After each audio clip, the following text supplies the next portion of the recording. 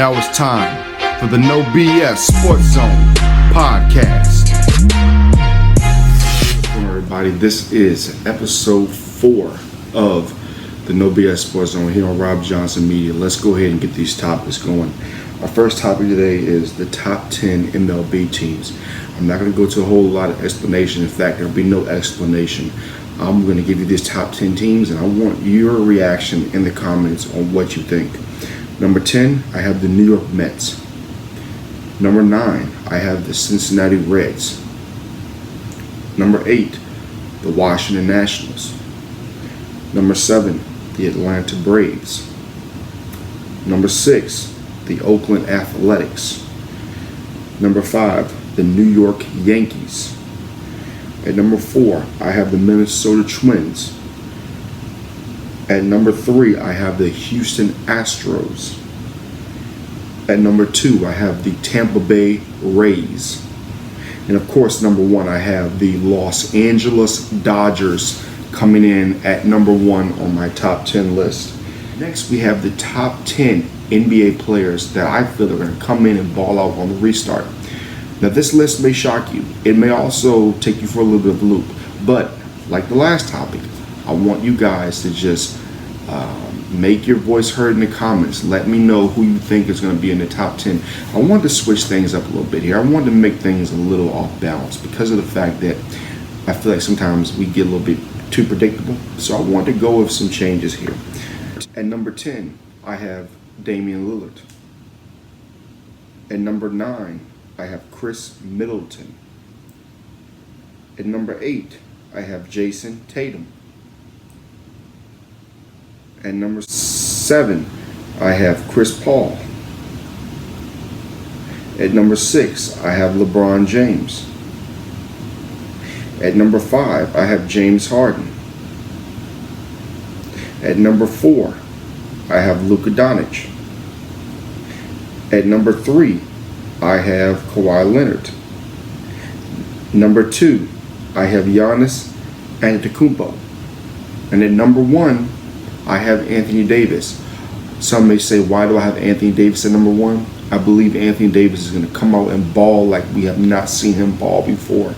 I feel like this restart is going to be something where he's going to come out and say, you know what, I want to take this by the throat. I want a championship. So I believe Anthony Davis, and I believe LeBron James will actually give Anthony Davis the green light to go ahead and make things happen until the Lakers get to the finals where LeBron will take over them. But this will mostly be a coming out party. He's already had many coming out parties, but this will be the ultimate coming out party as he's with the Lakers. A great franchise where we all know when you play better, your stature grows even more no matter how many great games you've had in the past. So that's why I'm going with Anthony Davis at number 1. We talk about who's the greatest NBA player of all time. It's very close between Michael Jordan and Kareem AbdulJabbar, in my opinion. But when you look at things, I think we have to go with Kareem AbdulJabbar. You think about this man and what he's done. Not only did he win 6 NBA championships, he also won 3 championships at UCLA, where he was named the most outstanding player 3 years in a row. You also look at him having 2 jerseys retired by not only the Lakers but the Milwaukee Bucks. Just so much he's done, and he leads all time in the NBA with points with 38,387. Kareem AbdulJabbar was unstoppable with the sky hook. He was one of the smoothest big men you would ever see. He was graceful on the court. He played with class.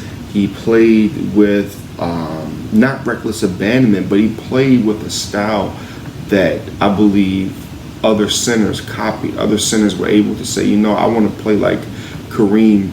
And, just the fact that the big man is no longer what it once was, you have to appreciate what he did as a big man and how he did his just perfect skyhook, how he was able to just perfect his craft on the court. And I believe that he is one of the great players in NBA history, and that's why I choose him as the number 1 player, with Michael Jordan very, very, very close. So it was a hard decision, but I had to go with Kareem AbdulJabbar. Next one we have are the Miami Dolphins in position to make a playoff run. This right here, is a topic that I've been thinking about now for a while. And I say that because I look at what the Dolphins have done in the offseason. I see what they did getting Tua out of Alabama. You also have a pretty decent backfield when you have Matt Breida and Jordan Howard, who are both only 25 years of age. You have a stud at wide receiver, Devontae Parker. Plus, they have other receivers around that can fill holes. And we know Tua likes throwing to different receivers, both in the slot, etc. So that should be good. And, Mike Gesicki, who's a tight end, last year he had 51 catches for 570 yards with 5 touchdowns. Also in the defense, you add Byron Jones. You already have Xavier Howard. You have Kyle Van Noy, who came over from the Patriots. And a guy who I think everybody needs to pay attention to, Jerome Baker out of Ohio State University. This man has 76 tackles. He's going to be a problem this year. I think he has a Pro Bowl waiting for him at the linebacker position. So I think people should watch out for that. The Dolphins also have critical games, I believe, in their first 10 games. This is what their first 10 games look like. You have at the Patriots versus the Bills, at the Jaguars versus the Seattle Seahawks, at the Niners, at the Broncos.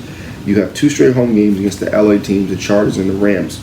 Then you're at Arizona, and then you play at home against the Jets. Then they have a bye, which is November the 22nd. Those games are critical. If the Miami Dolphins can win in at least 6 to 7 games in that stretch, I think that they can make the playoffs. Not only make the playoffs, they have a chance to win the AFC East.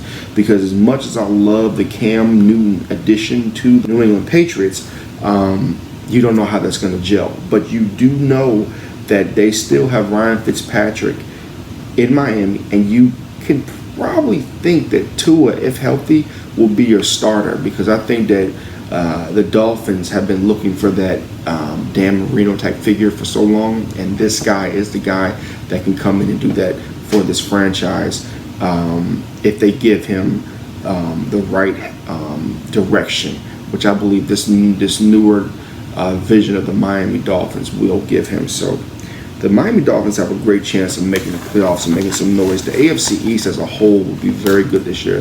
Next I have book it or shut it. What I'm going to do is talk about the OKC Thunder. And I'm going to talk about, does this team have the ability to actually upset somebody in the playoffs? And for that, I book it. The reason I say I booked it is because at the break, they were 40-24. They were only 2.5 games back out of the third spot and only 4 games behind the Clippers.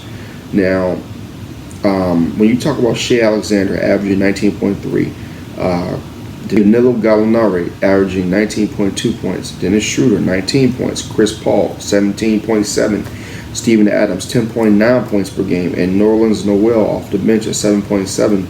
They have balance between their players where they didn't have in the past few years, which makes them a dangerous team.